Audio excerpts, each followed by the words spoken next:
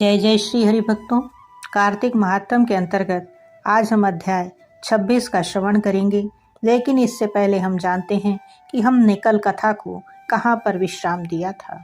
तुमने जन्म से लेकर जो भगवान विष्णु को संतुष्ट करने वाले कार्तिक व्रत का अनुष्ठान किया है, उससे बढ़कर ना यज्ञ है, ना दान और ना ही तीर्थ है।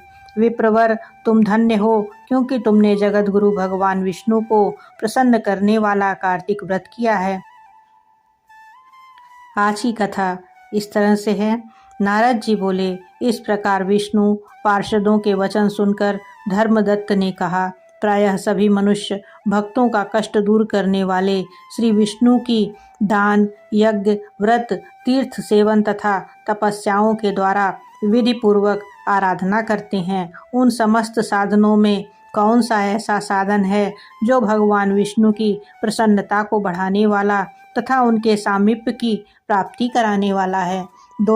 दोनों पार्षद अपने पूर्व जन्म की कथा कहने लगे कि हे द्विजश्रेष्ठ, आपका प्रश्न बड़ा ही श्रेष्ठ है। आज हम आपको भगवान विष्णु को शीघ्र प्रसन्न करने का उपाय बताते हैं। हम इतिहास सहित प्राचीन वृत्तांत सुनाते हैं, सावधानी पूर्वक सुनो।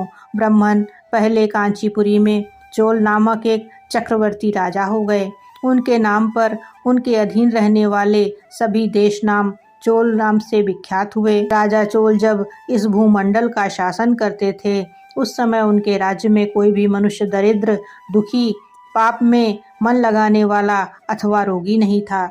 एक समय की बात है, राजा चोल अनंत शयन नामक तीर्थ में गए, जहाँ जगदीश्वर भगवान विष्णु ने योग निद्रा का आश्रय लेकर शयन किया था। वहाँ भगवान विष्णु के दिव्य विग्रह की राजा ने विधि पूर्वक पूजा की। दिव्यमणि, मुक्ताफल तथा स्वर्ण के बने हुए सुंदर पुष्पों से पूजन करके साष्टांग प्रणाम किया। प्रणाम करके ज्यों ही बैठे, उसी समय उनकी दृष्टि भगवान के पास आते हुए एक ब्राह्मण पर पड़ी, जो उन्हीं की कांची नगरी के निवासी थे। उनका नाम विष्णुदास था। उन्होंने भगवान की पूजा के लिए अपने हाथ में तुलसी दल और जल ले रखा था। निकट आने पर ब्राह्मण ने विष्णु सूक्त का पाठ करते हुए देवाधिदेव भगवान को स्नान कराया और तुलसी की मंजरी तथा पत्तों से उनकी विधिवत पूजा की। राजा चोल ने जो पहले रत्नों से भगवान की पूजा की थी, वह सब तुलसी पूजा से ढक गई। यह देखकर राजा कुपित होकर बोले, विष्णुदास, मैंने मणियों तथा स्वर्ण से भगवान की जो पूजा की थी, वह कितनी शोभा पा रही थी। तुमने तुलसी दल चढ़ाकर उसे ढक दिया। बताओ, ऐसा क्यों किया? मुझे तो ऐसा जान पड़ता है कि तुम दरिद्र और गंवार हो, भगवान विष्णु की भक्ति को बिल्कुल नहीं जानते। राजा की यह बात सुनकर द्विजश्रेष्ठ विष्णुदास ने कहा, राजन, आपको भक्ति का कुछ भी पता नहीं है। केवल राजलक्ष्मी के कारण आप घमंड कर रहे हैं। बतलाइए तो, आज से पहले आपने कितने वैष्णव व्रतों का पालन किया है? तब नृपश्रेष्ठ चोल ने हंसते हुए कहा, तुम तो दरिद्र और निर्धन हो, तुम्हारी भगवान विष्णु में भक्ति ही कितनी है। तुमने भगवान विष्णु को संतुष्ट करने वाला कोई भी यज्ञ और दान आदि नहीं किया, और ना पहले कभी कोई देव मंदिर ही बनवाया है। इतने पर भी तुम्हें अपनी भक्ति का इतना गर्व है।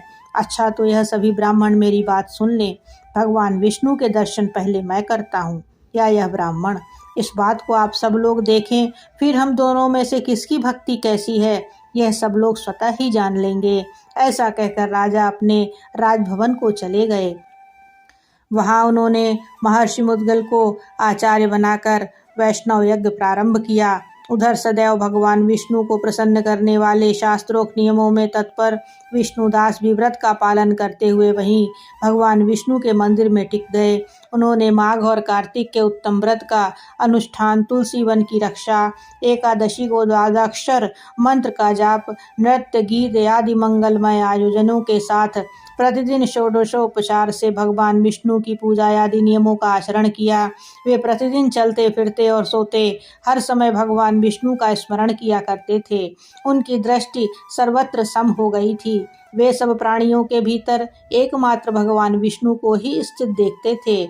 इस प्रकार राजा चोल और विष्णुदास दोनों ही भगवान लक्ष्मीपति की आराधना में संलग्न थे और दोनों की ही संपूर्ण इंद्रियां तथा समस्त कर्म भगवान विष्णु को समर्पित हो चुके थे। इस अवस्था में उन दोनों ने दीर्घ काल व्यतीत किया। जय जय श्री राधा माधव। कार्तिक महात्म की आज की कथा को हम यहीं पर विराम देते हुए आपसे विदा लेते हैं। आशा है आप सब कार्तिक मास की इन विष्णुमयी कथाओं को सुनकर आनंद का अनुभव कर रहे होंगे। कृपया कमेंट बॉक्स में अपने विचारों से अवगत कराते हुए जय जय श्री हरि या ओम नमो नारायण अवश्य लिखें।